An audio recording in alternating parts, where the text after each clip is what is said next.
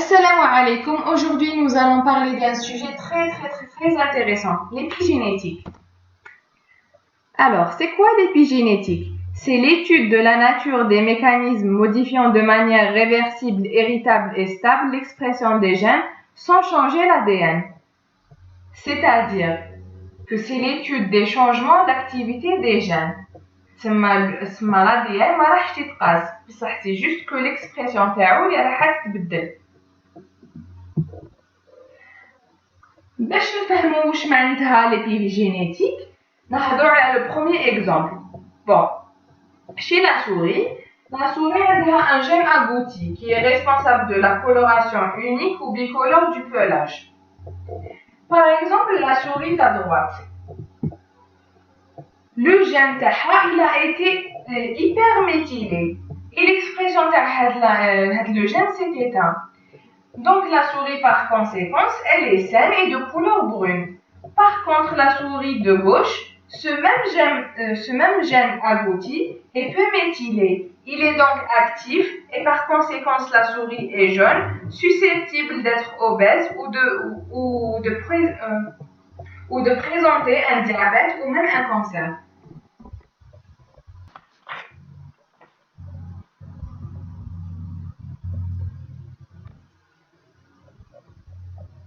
نزيدو un deuxième exemple باش نفهمو مليح واش معناتها l'épigénétique. Le deuxième exemple, il va montrer la relation à l'alimentation avec l'expression du gène. On a pris deux souris. Les deux souris sont malades et jaunes. Wahda, elle a été mise sous vitamine B. La descendance d'Aha n'était pas malade, n'était pas jaune. Mais le deuxième, m'atteignalhash vitamine B. Et la descendance d'Aha a été malade de génération en génération. On conclut. On va pas dire que le vitamine B il va soigner la souris puisque madame Hawal ou la souris il a agi pas qu'à la descendance. On va juste dire que la vitamine B a un effet épigénétique bénéfique sur la descendance de la souris. Ça veut dire que il peut avoir un effet positif ou négatif à la santé. C'est pour ça que toujours ils disent ne mangez les chips, ça va modifier votre ADN. C'est l'épigénétique. Bon, on va enchaîner avec le troisième exemple. Alors, comme vous comprenez très bien le troisième exemple. Alors, on a par exemple la larve d'abeille. La larve, elle est nourrie par la gelée royale. Elle est une reine. Ou elle est nourrie elle n'est pas nourrie par la gelée royale, elle va être une ouvrière. Donc, l'alimentation de la larve, elle va définir on va avoir une reine ou là on va avoir des ouvrières. Ça. Je pense que maintenant, l'épigénétique de façon générale. On doit parler à présent des mécanismes épigénétiques. Le premier mécanisme est le remodelage de la chromatine. Si les histones au niveau du nucléosome sont acétylés par le HAT, histone acétyltransférase, la chromatine va s'ouvrir et le gène sera actif. Voilà, parce que les facteurs de transcription vont s'attacher avec le gène et dire la transcription. Par contre, il y aura une désacétylation de l'histone par le HDAC, histone désacétylase, la chromatine sera fermée, donc l'ADN sera inaccessible, donc le facteur de transcription est bloqué et donc le gène est par conséquence inactif. Faites le mécanisme, on va ouvrir une parenthèse. نهضروا على le code des histones. Alors, كيفاش نقراو le code des histones. ناخذوا un exemple. Chromatine fermée, répressive, H3K 9ME. Bon, vous devez savoir que H3 c'est histone 3, K9 c'est la lysine 9.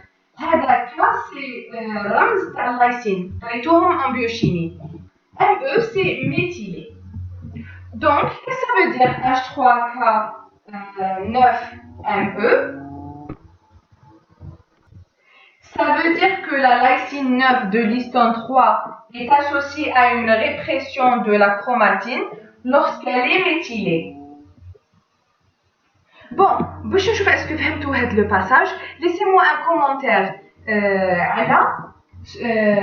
Ala, qu'est-ce que ça veut dire le H3K 36ME? Chromatine ouverte permissive.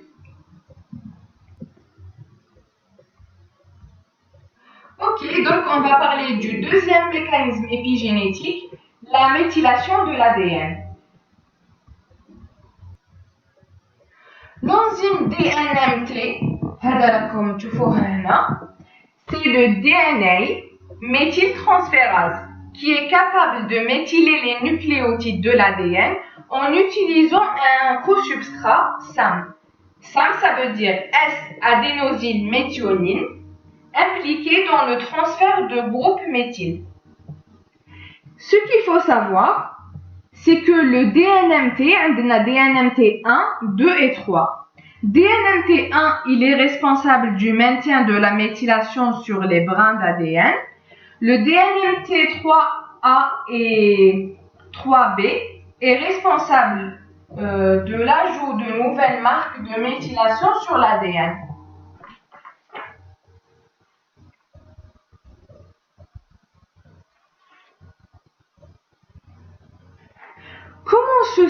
Comment il va procéder à le DNMT? Alors d'abord, il va reconnaître le substrat. Il y a la cytosine. La cytosine va basculer en dehors de la double hélice d'ADN. Et l'enzyme, il va former un complexe avec le carbone de la cytosine où il y a un méthyle, CH3. كما راكم تشوفوا هنايا هايليك كانت سيتوزين ولات 5 ميثيل سيتوزين.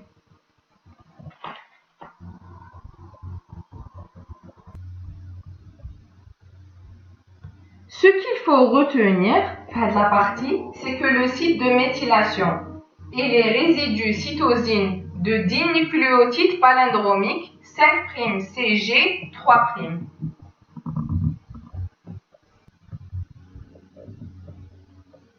On va faire brièvement des exemples de méthylation d'ADN. La méthylation in vitro du promoteur du gène de la bêta-globuline par l'intermédiaire d'une méthylase empêche sa transcription.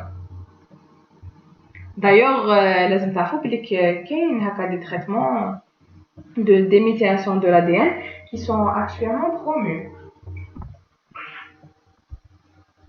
Le deuxième exemple, il y a la présence des groupes méthyl sur les îlots CPG. Bon, CPG, une petite remarque, CPG, ça veut dire que la cytosine et la guanine sont sur le même brin liés par le phosphore. Ailleurs, pour le CPG. Bon, la méthylation va se faire selon deux mécanismes. Soit une gène stérique et les polymérases ne peuvent pas se lier à l'ADN et donc le gène ne sera pas transcrit, soit ils peuvent être reconnus par des protéines qui engageront des enzymes de modification d'histone. Ou là, ils ne seront pas transcrits.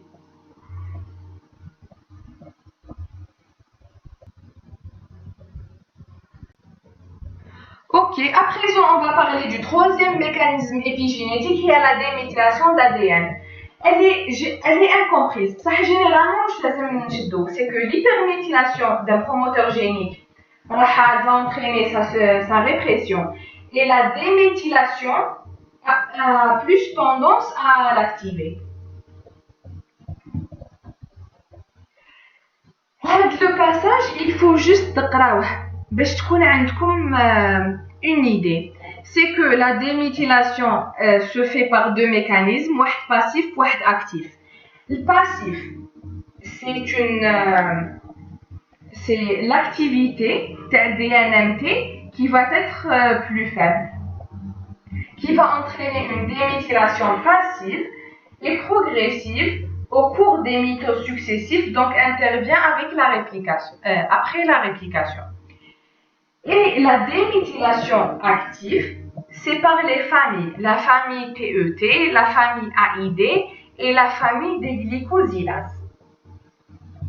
Par contre, ce qu'il faut retenir, c'est que les profils de méthylation et déméthylation de l'ADN sont réversibles et héritables.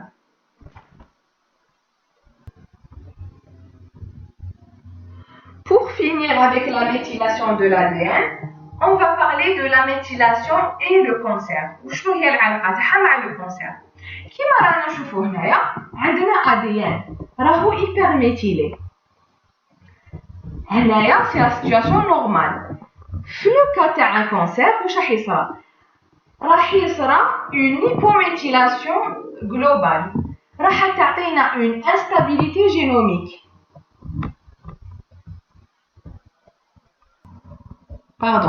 قلنا بلي حتعطينا اون انستابيليتي جينوميك. هاد الانستابيليتي جينوميك راح تمد لنا ان كونسير. دركا لو دوزيام كا. Le deuxième cas, les îlots CPG. Ils sont dans un ADN normal, ils sont hypométhylés. إذا كانت صار لهم une hyperméthylation, c'est une hyperméthylation de nouveau, les gènes suppresseurs de tumeur seront mis silencieux. وهكا تساعد la cellule tumorale pour la prolifération.